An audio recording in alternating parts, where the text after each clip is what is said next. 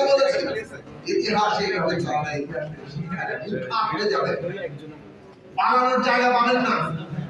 যদিও পেয়েছেন একটা জায়গা, কিন্তু এই যে পালাতে হবে কথাটা তারা কখন হয়তো শব্দের মধ্যেও আনতে চায়, বাস্তবতাতে এটাই।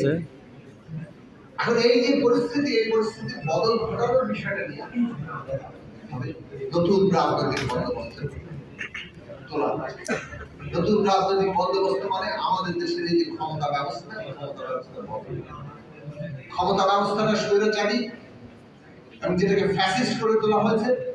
কাজে এই স্বৈরাচারী ফ্যাসিস্ট ক্ষমতা ব্যবস্থা গণতান্ত্রিক ক্ষমতা ব্যবস্থা প্রতিষ্ঠা, এটাই নতুন রাজনীতি, যেখানে জনপ্রতিনিধিরা জনগণের কাছে জবাবদিহি করবে।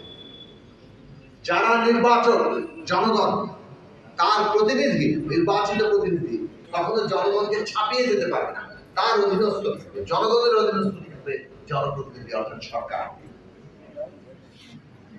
এর জন্য যে রাষ্ট্রটাকে যেভাবে সাজানো দরকার, রাষ্ট্রের প্রতিষ্ঠানগুলোকে যেভাবে দাঁড় করানো দরকার, তার মধ্যে ক্ষমতার ভারসাম্য, জবাবদিহিতা, এগুলো যেভাবে তৈরি করা দরকার, সেইটা ছিল আমাদের প্রস্তাব।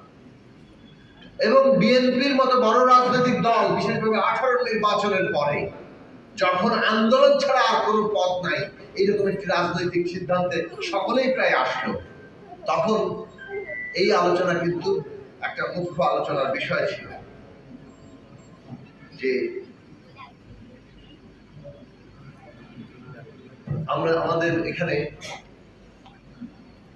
সরকারকে তো ফেলতে হবে আন্দোলন করে, কিন্তু কেবল সরকার পরিবর্তনই যথেষ্ট না। যে ব্যবস্থায় পরিণত করা হয়েছে এই রাষ্ট্রটাকে, তাতে আর একটি সুষ্ঠু নির্বাচন এই ব্যবস্থার উন্নয়ন হবে না। আর যদি আমরা পালাক্রমে সুষ্ঠু নির্বাচন চাই, আমরা যদি